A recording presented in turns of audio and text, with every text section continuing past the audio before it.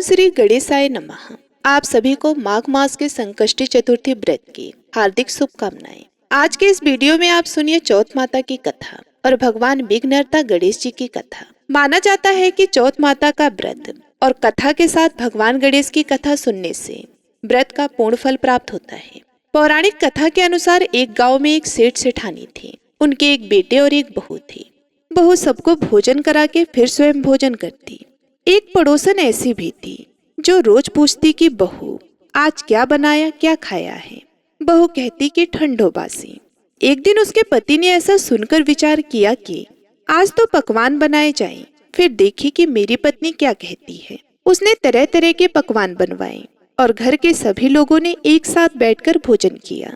आज भी पड़ोसन ने पूछा तो बहू ने कहा ठंडो बासी।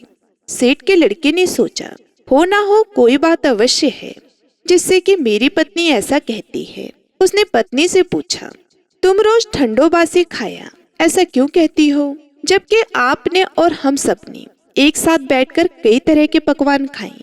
उसकी पत्नी बोली अपन जो खा रहे हैं वह बाप बूढ़ों की कमाई है। जिस दिन आप कमा कर लाओगे उस दिन मैं समझूंगी कि ताजा भोजन कर रहे हैं। अब एक दिन लड़के ने माँ से कहा कि मैं एक बड़े शहर में कमाई करने जा रहा हूँ। माँ बोली बेटा अपने पास इतना धन है कि 7 पुश्त भी बैठकर खाएगी तो भी खत्म नहीं होगा। माँ के मना करने पर भी बेटे ने स्वयं कमाने का दृढ़ निश्चय कर लिया और जाते समय पत्नी से कहा कि मैं जब तक कमाकर बहुत सा धन लेकर ना आऊं तुम चूल्हे की आग मत बुझने देना। एक दिन चूल्हे की आग बुझ गई तो वे मन ही मन घबराने लगी, कहीं मेरे पति पर संकट तो नहीं आन पड़ी। जल्दी से पड़ोस में से आग लाकर चूल्हे में रख दूं, ऐसा विचार करके पड़ोस में गई। वहाँ पड़ोसन चौथ माता का व्रत पूजन कर रही थी। पड़ोसन ने कहा थोड़ी देर में आकर ले जाना।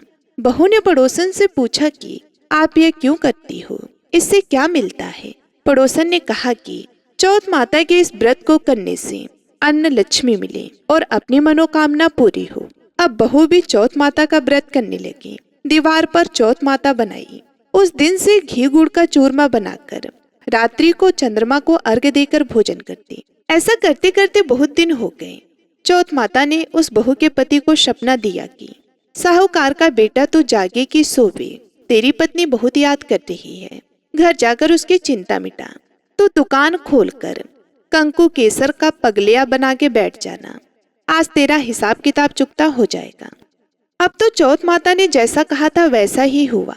उसने घर जाने की तैयारी की और गाड़ी भर के धन दौलत लेकर चल दिया।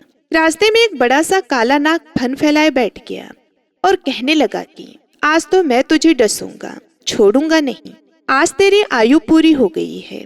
शेठ ने लड़के से कहा कि आज चौथ माता ने मुझे सपना दिया तो मैं पत्नी से मिलने घर जा रहा हूँ। वहाँ मेरी पत्नी बहुत चिंता कर रही है। मैं उससे मिलकर जरूर आऊंगा, तब तुम मुझे डस लेना। नाग ने कहा कि तुम शपथ पूर्वक कहकर जाओ तो मैं तुम्हें जाने दूंगा, परंतु लौट कर नहीं आए तो तुम्हारे घर आकर मैं तुम्हें डस लूंगा। इस प्रकार सर्प को वचन देकर वह अपने घर पहुंचा। वहां सभी से हंसी खुशी से मिला और भोजन करने उदास होकर बैठ गया। उसकी पत्नी ने उदास होने का कारण पूछा तो पति ने काले नाग वाली बात बताते हुए कहा कि यदि मैं उसके पास नहीं जाऊंगा तो वे घर आकर ही मुझे डस लेगा। पत्नी बहुत चतुर थी। उसने कहा कि आप घबराओ नहीं, लेट जाओ, मैं एक उपाय करती हूँ। पत्नी ने कमरे की 7 पेड़ी धोई। पहली पेड़ी पर रेत, दूसरी पर इत्र, तीसरी पर गुलाल फूल, चौथी पर कंकु केसर, 5वीं पर लड्डू पेड़ा, 6ठी पर गादी गलीचा और 7वीं पेड़ी पर दूध का कटोरा भरकर रख दिया। इस प्रकार वे 7 पेड़ी सजाकर बैठ गई। आधी रात होते ही नाग आकर पेड़ी चढ़ने लगा। पहली पेड़ी पर रेत में लौट गया और कहने लगा कि सेठ की बहू ने आराम तो बहुत दिया, पर वचनों से बदकर आया हूँ, सो डसूंगा जरूर ही। इसी प्रकार 7 पेड़ियों पर नाग आराम करता हुआ और कहता हुआ कि डसूंगा जरूर कमरे में जाने ही वाला था कि चौथ माता ने विचार किया कि मैं इसे नहीं बचाऊंगी तो संसार में धर्म कर्म और व्रत पूजन को कौन मानेगा। अब तो गणेश जी, चंद्रमा जी और चौथ माता ने उसे बचाने का विचार किया। चंद्रमा जी ने उजाला किया, चौथ माता ढाल बनी और गणेश जी ने तलवार लेकर नाग को मार दिया और ढाल से ढक दिया। अब बहू भी थकी हारी सो गई। दिन उगा तो लोग बेटे से मिलने आए, परंतु बेटा बहू तो उठे ही नहीं थे। बहुत देर हो गई तो माँ उन्हें उठाने गई। माँ ने सातों पीढ़ियों पर जो कुछ देखा तो बहुत घबराई और बेटा बहू को आवाज लगाई। बेटा बहू उठे तो देखा कि एक ढाल तलवार वहां पड़ी है। अब ढाल उठाई तो वही काला नाग मरा हुआ पड़ा था। बेटी बहू ने सोचा कि आज तो धर्म कर्म ही आड़े आए, जो भगवान गणेश जी और चौथ माता ने अपनी रक्षा की। हे चौथ माता, आपने जैसे सेठ के बहू बेटी की रक्षा की, वैसे सबकी कीजो। बोलिए चौथ माता की जय। बोलिए गणेश भगवान की जय। बोलो चौथ माता की जय। भगवान विघ्नहर्ता गणेश जी की कथा सुने बिना चौथ माता के व्रत की कथा अधूरी मानी जाती है। इसलिए अब आप सुनिए भगवान गणेश की कथा। एक समय की बात है, विष्णु भगवान का विवाह लक्ष्मी जी के साथ निश्चित हो गया। विवाह की तैयारियां होने लगी। सभी देवताओं को निमंत्रण भेजे गए, परंतु गणेश जी को निमंत्रण नहीं दिया। कारण जो भी रहा हो, अब भगवान विष्णु की बारात जाने का समय आ गया। सभी देवता अपनी पत्नियों के साथ विवाह समारोह में आए। उन सब ने देखा कि गणेश जी कहीं दिखाई नहीं दे रहे हैं। तब वे आपस में चर्चा करने लगे कि क्या गणेश जी को नहीं न्योता है या स्वयं गणेश जी आए ही नहीं। सभी को इस बात पर आश्चर्य होने लगा। तभी सबने विचार किया कि विष्णु भगवान से ही इसका कारण पूछा जाए। विष्णु भगवान से पूछने पर उन्होंने कहा कि हमने गणेश जी के पिता भोलेनाथ महादेव को न्योता भेजा है।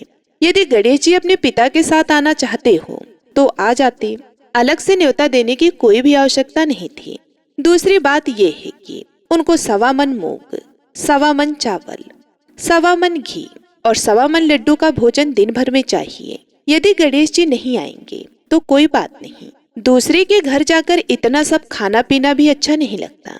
प्रिय भक्तों, इतनी वार्ता कर ही रहे थे कि किसी एक ने सुझाव दिया, यदि गणेश जी आ भी जाए तो उनको द्वारपाल बनाकर बिठा देंगे कि आप घर की देखभाल करना।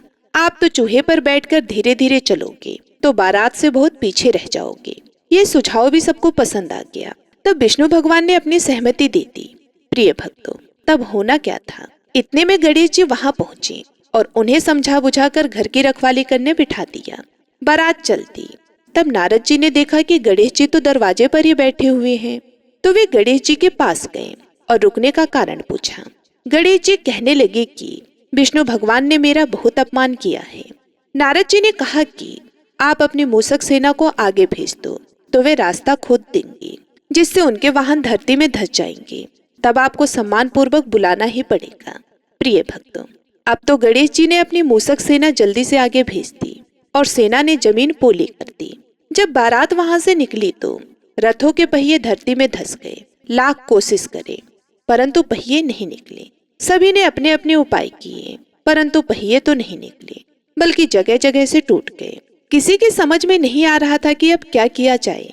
अब तो नारद जी ने कहा, आप लोगों ने गणेश जी का अपमान करके अच्छा नहीं किया।